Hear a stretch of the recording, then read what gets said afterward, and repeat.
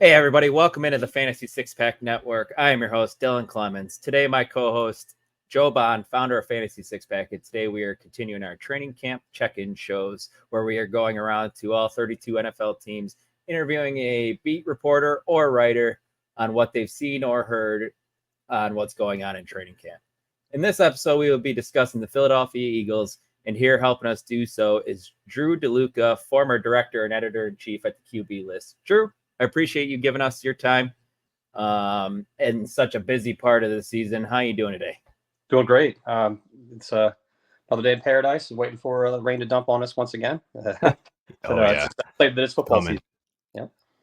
Yeah, definitely excited for football season. Before we jump into things, I want to remind everyone, please hit that like button. Please subscribe to the channel and hit that bell for notifications so you know when a new video drops. And head on over to fantasy6pack.net/plans and become an all-access member where you get access to our award-winning rankings, draft cheat sheets, and F6P Discord where you can get all your custom league advice and answers to your questions by anybody on the F6P staff. That really is truly the best thing about it. Right now, you can also save a little cash by using promo code F6PNFL24 for 15% off. But without further ado, Joe, how about you hit Drew with our first question we have for him? Yeah, so we're going to start off here with the quarterback, Jalen Hurts. You know, a lot of changes here in Philly, you know, that could be very concerning for him and his fantasy value. And that's what, you know, we're kind of focused on here. But just from your viewpoint of things, without Jason Kelce, bringing in Saquon, how much are you worried about them not using that tush push as much, you know, to get him all those rushing touchdowns? I believe it was 15 last season. And, you know, some of those going to Saquon instead. Yeah, well, first off, I'm just going to say that the tush push is probably, in my opinion, probably not going to be used quite as much this year. We'll get into some reasons why here, but I want to start with a lot of people are first of all alarmed that Jason Kelce is gone, and what's that going to mean for not only the tush push but for the offense in general. And I'm just going to tell you that really there's no worry here. Cam Jurgens was the starting guard last year for the Eagles. Moves over to his natural center position. Just a quick look at what he was able to accomplish last year. He was 689 snaps played, 0 sacks allowed, 0 penalties against. So it's pretty solid. So he's moving right into, again, the natural position. A couple of I'll let some of his teammates on the offensive line, current and formal, kind of tell you more about him. Lane Johnson recently said on WIP this past week, I think he can be elite. One of the better players I've seen in space, which is kind of what Kelce was. He can press squat 550 pounds, was a shot putter in college, and Cam is a quote-unquote freak show. So that's high praise from an all-pro right tackle. So it gets better if you roll the tape back, roll the counter back at least to a couple of years to Jason Kelce. Right around the time that Cam was drafted, he had this to say: if he was available, I knew we were going to take him. The Eagles used me to evaluate centers, and of all the guys I looked at in 3 years, he's the one I compared the most to myself. So he was basically being asked, hey, find us a replacement for you. And he looked a lot of game tape for a lot of guys for a 3-year period. As you might remember, every year in Philadelphia, we're collectively holding our breath. Is this going to be the year he retires? Is this going to be? This was going on for 3 or 4 years. So, but he upped this for another 3 years or so. But in the meantime, he was helping the front office. He's been in the facility a lot as well. He's been for a guy who's got a new gig, announcing gig.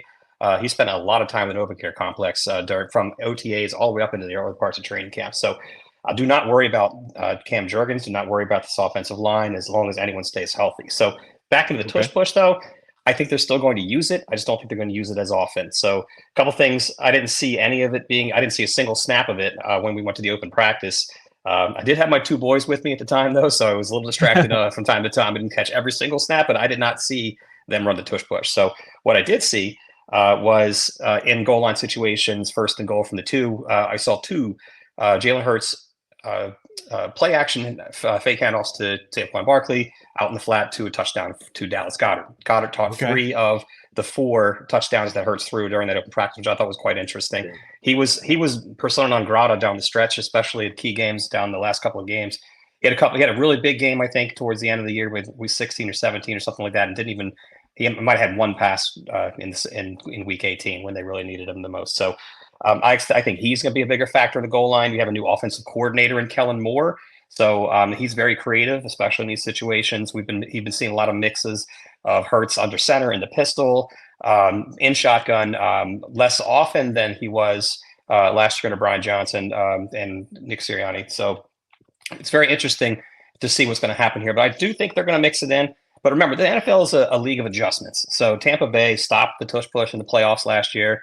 The Eagles got their butts handed to them in that game, including in the trenches, which was embarrassing for a team that prides itself on the offensive line. So I think the NFL is a league of adjustments. They're going to learn to adjust, and I think it's the Eagles are on that. They're a step ahead of them, and they're looking at how creative can we be in goal line packages. So that we're not just telegraphing what we're going to do every time we go up. So I do expect that. And of course, they have 37 million reasons in the form of Saquon Barkley, and that is the contract that they gave him. They're not paying that money to watch Jalen Hurts take every single snap from the 2-yard line. Well, we even saw it last year a couple of times. I remember there was a few times where everybody thought they were going to do it, and then it was just like Jalen Hurts was like, nope, and he just takes off like up around the side, and you're like, okay, because everybody just plows it at like literally all 11 on the defense, just go to the middle, and he's just free to run. And and it's a rising totes. Go ahead. No, it'll be interesting to see how it kind of unfolds. Yeah, and it's going to be rising tide in both situations here with Barkley coming in as well, because Barkley being there is going to give Saquon a lift, and vice versa.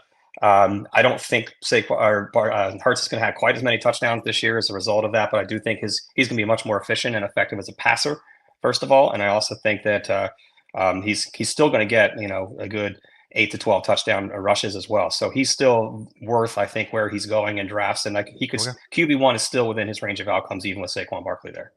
All right, awesome. With Saquon there coming over from the rival New York Giants, man, that's got to just kill Giants fans. We know he's the man. He's going to be the bell cow when he's healthy. But unfortunately, we have seen him in the past deal with some injuries. Behind him on the depth chart, you see Kenneth Gainwell, who we've seen at spells like last year, game 1 of the season, where he got, I want to say, 15 carries and had a very good fantasy day. But then you didn't see a whole lot from him the rest of the season. Do you feel like he has the RB2 spot on lockdown, or could maybe pass catching running back like Will Shipley, the rookie who they drafted, could you see him maybe passing up Gainwell at the RB2 spot in this offense at some point? Well, yeah, I think Shipley really was drafted to kind of be a Gainwell upgrade or even a replacement, because I'm not sure if Gainwell's going to be here, beyond this year. Let's see what the contract situation looks like. But Shipley got a ton of work with the ones. I think they made a lot of noise in the press nationally. A lot of people were really starting to talk about Will Shipley, especially in the fantasy football community. So I will say that when we went to the Eagles open practice last week, I'd say that Gainwell got most of the run with the ones. Shipley did get some work in there. But I will point out that the Eagles used more draft capital on Shipley as a 4th rounder than they did on Gainwell, who was a 5th rounder, whatever that's worth. Also, Shipley really does everything that Gainwell does. His strengths kind of translate, very, very similarly. And I think he's actually a bit more effective in some of the things that he does. And I think the Eagles bought the dip on Shipley, frankly, in the 4th round. Roll the calendar back about a year, 2023, going to that season. Shipley was talked about as probably a day 2 running back, right? 2nd, 3rd rounder, maybe. And upside for more, right? So we were very intrigued with what he could do. Had kind of a down year, but then again, so did Clemson. Clemson had kind of a down year as well last year. So it was kind of an interesting situation there. I do think that Gainwell has the trust of the players around him. I know Kellen Moore is a new offensive coordinator, so really got to kind of prove your worth to him. So I think Gainwell probably might start out as the RB2, but I will not be surprised at all to see Shipley kind of take the torch, by mid-season, definitely by season's end. I just think he's going to be a better player all around. I like to hear that. I got a few shares of Shipley in Dynasty, and I had him in my Devy League last year as well, and I was a little disappointed with his season last year. But with him being drafted to the Eagles, that gave me a little bit more confidence in him. So that definitely is nice. Yeah.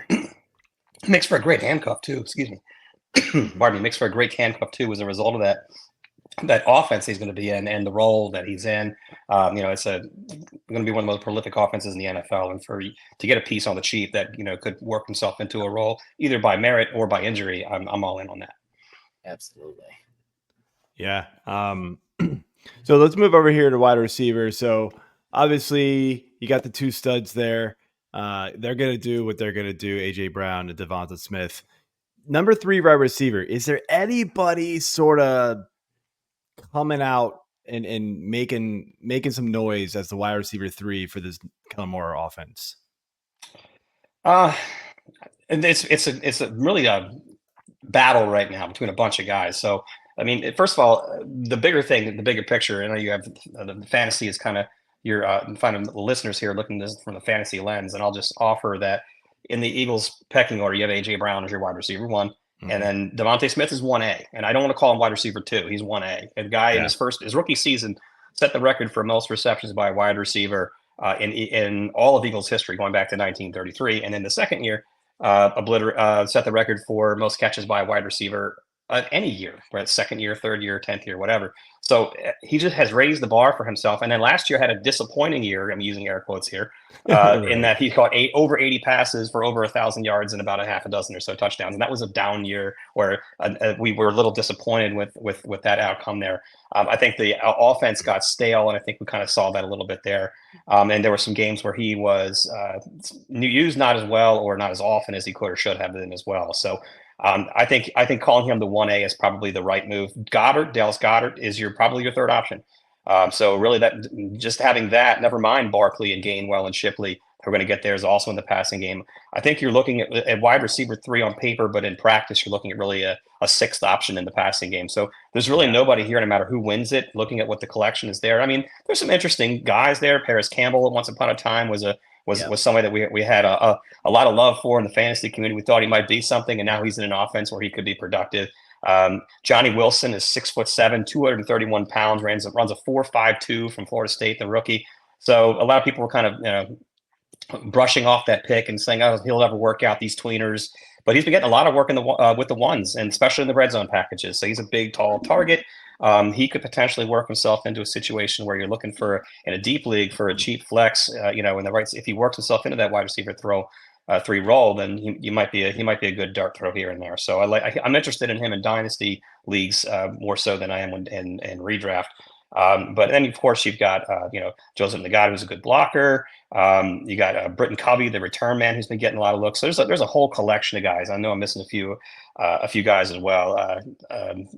Nate Smith is also from Texas A&M, is in the mix, the rookie. He hasn't really done a whole lot. It's been really quiet on that front, which is never a good thing this late into August that we haven't heard a lot of hype about him. So, but there's a lot of people that are going to be jockeying for position, and that fluidity, that competition, I think, is going to go throughout the year. So I don't know that, hey, once camp hits, this is going to be your clear wide receiver 3. I don't know if we even have that on top of the fact that whoever it is going to be a 6th option. So unless you're in a really deep league wanting to stash somebody in case of injury, this is going to be kind of a situation where it's going to kind of steer clear.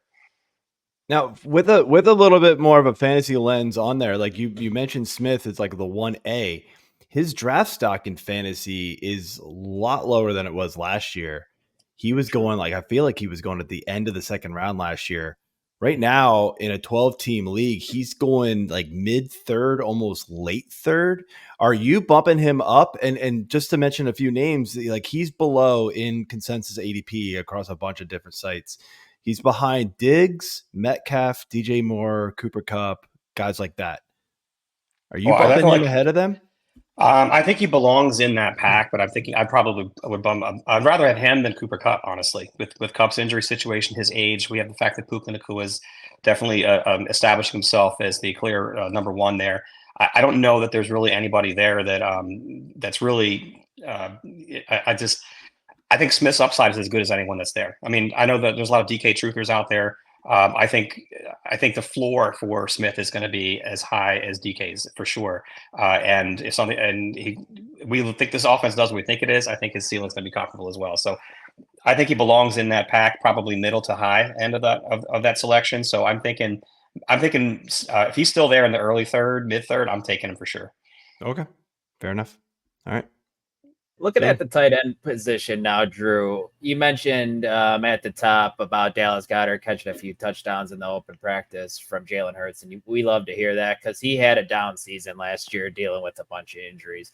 You could take this either fantasy-wise or NFL-wise. Do you see him do you think he should be considered a top 10 tight end in the league still, or do you feel like injuries have slowed him down at this point? I don't think the injuries have slowed him down at all. I think last year the injury that really put him out was that broken arm, and that's not like it's not an ACL, it's not a soft tissue injury. It's not something that's going to get worse with age. He came back from it. He was able to play. So I'm not worried about injuries at all with Dallas Goedert. He's a guy who's always overcome adversity. I was very fortunate to be able to actually interview him a couple of days before the Super Bowl in Arizona, and learned during the interview that he actually was a walk-on at South Dakota State, and didn't get a single FBS division offer. So he walked on at San Diego State, did not even play until his sophomore year because of an injury to someone ahead of him on the depth chart. Wasn't able to even lift with the team as a freshman. So he really kind of had to fight and scratch and claw. And by the time he left South Dakota State, he was the pick of the Super Bowl champion Eagles in Dallas, who were famously trolled by David Akers on that pick. So he's really kind of overcome a lot of adversity, and he's used to kind of, okay, injury, so what? I'm back. So I'm excited for him. I think he's going to have a nice year. Just from a football standpoint, I think he absolutely belongs in the top 10. You can make an argument for top 5. And from a fantasy standpoint, that's where it gets a little dicier, just because there are a lot of good tight ends this year.